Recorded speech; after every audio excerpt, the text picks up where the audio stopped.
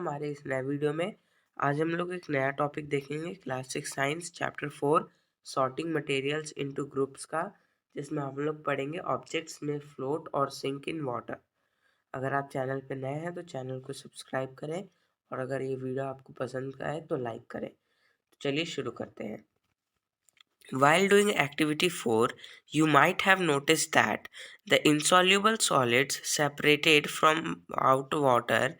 You may have also noticed this some liquids in activity 5. Some of these materials that did not mix with water floated to the surface of water, others may have sunk to the bottom of the tumbler, right?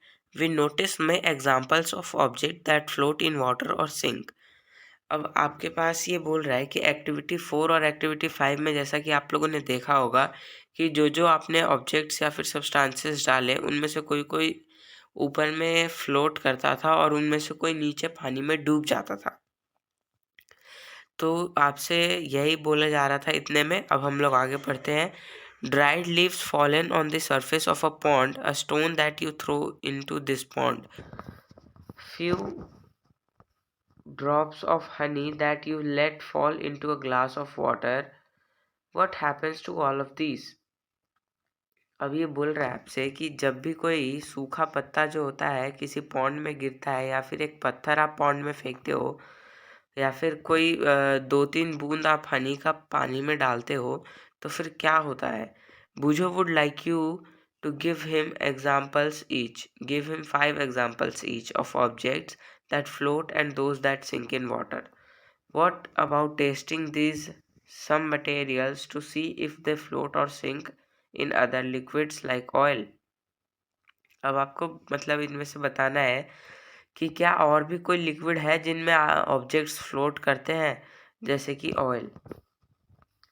अब हम लोग का next topic है transparency.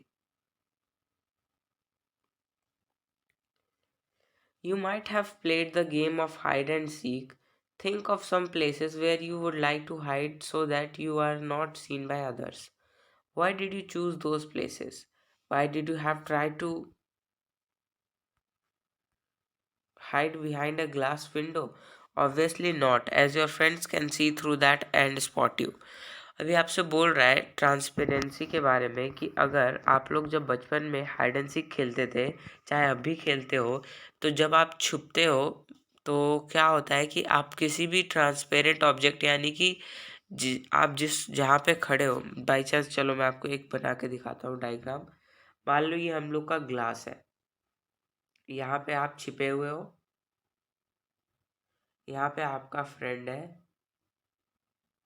Okay, अब ये जो glass है, ये जो है एकदम ट्रांसपेरेंट है, यानी कि इधर से सब कुछ दिखेगा, यहाँ से सब कुछ विजिबल है, मतलब कि ये आपको देख सकता है। ओके, और आप भी इसको देख सकते हो।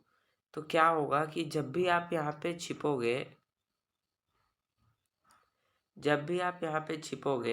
तो ये आपको इजीली देख लेगा, आपका फ्रेंड आपको इजीली देख लेगा, तो आप पकड़े जाओगे।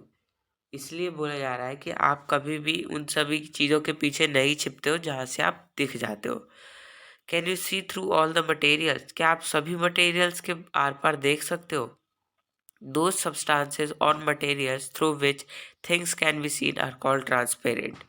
तो अगर आपके पेपर में आए कि ट्रांसपेरेंट होता क्या है, तो उसका डेफिनेशन यही होगा, दो सब्सटेंसेस और materials through which we can seen are called transparent. Okay, glass, water, air and some plastics are example of transparent materials. जैसे कि ग्लास, वाटर, एयर, ये सब कुछ एग्जाम्पल्स हैं ट्रांसपेरेंट मटेरियल के। Shopkeeper usually prefer to keep biscuits, sweets and other eatables in transparent containers of glass or plastic so that buyers can easily see these items. अब आपने देखा होगा जो कि दुकानदार होते हैं वो बिस्किट्स, कैंडीज, टॉफ़ीज, चॉकलेट्स, इन सबको ट्रांसपेरेंट यानी कि आर पार जिनमें से क्लियरली विजिबल होता है, उन सभी बॉक्स में या फिर कंटेनर्स में रखते हैं, ताकि जो कस्टमर होता है उसको ईजिली दिख जाए उसके अंदर का item. On the other hand, there are some materials through which you are not able to see. और इसी तरह यहाँ पे कुछ और भी मटेरियल होते हैं जिनके थ्रू आप नहीं देख पाओगे। These material are called OPEC.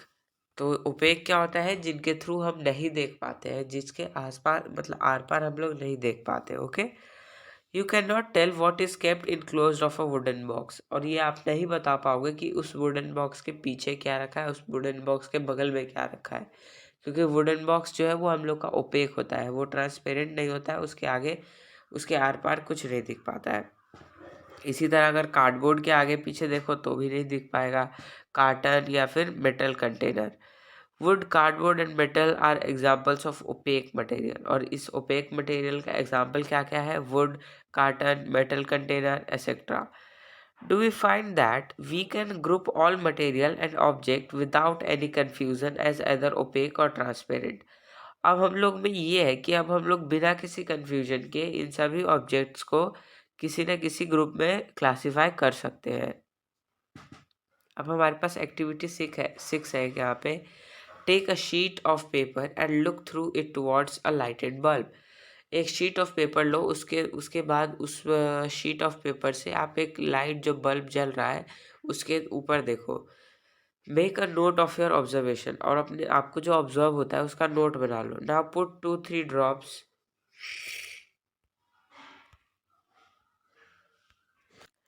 Of some oil and spread it on the sheet of paper. अब आपको क्या करना है कि जब आप बल्ब पे देखोगे उस पेपर से लेकर के, तो उस पे आपको क्या करना है, 2-3 ड्रॉप डालने हैं ऑयल के और उसको स्प्रेड कर देना है शीट ऑफ पेपर पे। Look again towards the light and bulb. अब आप फिर से बल्ब की तरफ देखो उस पेपर को अपने आंखों पे रख के। Through that portion of the paper on which the oil has been spread, do you find that the bulb is more clearly visible than before?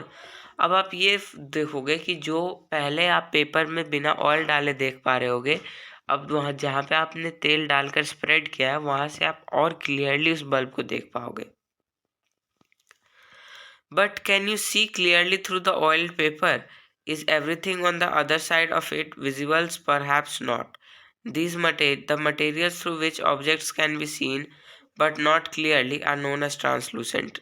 तो क्या होगा कि जब भी आप ऑयल डाल के देखोगे तो वो आपसे क्वेश्चन पूछ रहा था कि आपको क्या विजिबल दिखेगा कि नहीं, लेकिन हम लोग को क्या है कि नहीं दिखेगा। अगर हम लोग ये ट्राई करेंगे तो हम लोग को ऑब्वियस है नहीं दिखेगा। क्यों? क्योंकि यहाँ पे जो एक और ग्रुप होता है मटेरियल्स को क्लासिफाई करने का, जो कि है ट्रांसलूसेंट। तो ट्रांसलूसेंट है जिसमें क्या होता है कि द मटेरियल थ्रू विच, यहाँ पे हूँ मैं, आप लोग देख सकते हैं, the material through which objects can be seen but not clearly is known as translucent. जो भी ऐसा ऑब्जेक्ट जिसमें से आपको क्लियरली कुछ विजुअल ना हो वो ट्रांसलूसेंट होता है। Remember the oily patch on paper when we tested food items for presence of fats that was translucent too. Can you think of some more examples of translucent material? क्या आप और भी example ढूंढ सकते हो translucent material का? We can therefore group materials as opaque, transparent and translucent. अब हम लोग क्या कर सकते हैं कि ऑब्जेक्ट्स को हम 3 ग्रुप्स में क्लासीफाई कर सकते हैं, ओपेक, ट्रांसपेरेंट और ट्रांसलूसेंट। पहली suggest covering the glass of a torch with your palm at a dark place, switch on the torch and observe the other side of the palm. अब आपको पहली जो है सजेस्ट कर रही है कि जो टॉर्च होता है उसको जला करके उसके ऊपर अपना एक हथेली या फिर पाम रख के फिर आप उसको ऑब्जर्व करो। तो उस जानना चाहती है कि whether palm of your hand is opaque, transparent और ट्रांसलूसेंट। तो वो जानना चाहती है कि आपका हाथ जो है वो ट्रांसपेरेंट है, ट्रांसलूसेंट है या फिर ओपेक है। We learn that materials differ in their appearance and the way they mix in water और अदर लिक्विड्स। हमने ये भी देखा कि मटेरियल जो है वो बहुत डिफरेंट तरह के होते हैं, उनके अपीयरेंस भी डिफरेंट तरह के होते हैं और वो कैसे मिक्स होते हैं वाटर या फिर अदर लिक्विड्स में। दे में फ्लोट और सिंक इन वाटर और मे बी ट्रांसपेरेंट, ओपेक और ट्रांसलूसेंट। कुछ जो होते हैं वो उसमें फ्लोट कर सकते हैं, तो कुछ उसमें क्या होंगे कि डूब सकते हैं यानी कि सिंक हो सकते हैं, या फिर कोई जो होते हैं ट्रांसपेरेंट होते हैं, ट्रांसलूसेंट होते हैं, ओपेक होते हैं materials. Materials can be grouped on the basis of similarities और differences in their properties. Materials जो होते हैं वो सिमिलैरिटी या फिर डिफरेंसेस पे ग्रुप किए जा सकते हैं, क्लासीफाई किए जा सकते हैं। Why do we need to group materials in everyday life? हमें क्यों हर दिन रोजमर्रा की ज़िंदगी में मटेरियल्स को क्लासीफाई करना पड़ता है? We often group material for our convenience. हम मटेरियल्स को क्लासीफाई इसलिए करते हैं ताकि हमें कन्वीनियंस हो। At home, we usually store things in such a manner that similar objects are placed together. Such an arrangement help us to locate them easily. और घर पे भी हम लोग कैसे अरेंजमेंट करते हैं, जो सिमिलर चीज़ें हैं उनको एक साथ रखते हैं ताकि हम लोग को इजीली मिल जाए। Such an arrangement help us to locate them easily. Similarity, a grocer usually keeps all types of biscuits at one corner of his shops, all soaps at another, while grains and pulses stored at some other places. इसी तरह आपने देखा होगा कि जो भी grocery का shopkeeper होता है वो अपने बिस्किट्स या फिर अनाज दाने इन सबको एक एक कोने पे रखता है, इन सभी का सेक्शन बना के रखता है ताकि इजीली आदमी ले सके। There is another reason why we find such groupings useful. एक और रीज़न है इधर कि हम लोग को क्यों ग्रुपिंग यूज़फुल है। Dividing materials into groups make it convenient to study their properties and also observe any patterns in these properties. जब भी ग्रुप्स में हम क्लासीफाई कर देते हैं तो ऑब्जेक्ट्स को हम लोग इजीली कन्वीनियंटली स्टडीड करना हम लोग के लिए इजी हो जाता है और प्रॉपर्टीज़ को ऑब्जर्व करने में और पैटर्न्स इन दिस प्रॉपर्टीज़, जो भी पैटर्न होगा इस प्रॉपर्टी में उनको ऑब्जर्व देखने में मजा आएगा। We will study more about in this chapter of in higher classes. हम लोग इस चैप्टर के बारे में और भी हायर क्लासेस में पढ़ेंगे। तो इसी के साथ हम लोग का चैप्टर यहाँ पे कंप्लीट होता है। अगर आपको ये वीडियो पसंद आया तो इस चैनल को लाइक करें, इस वीडियो को लाइक करें, इस चैनल को सब्सक्राइब करें। Thank you for watching.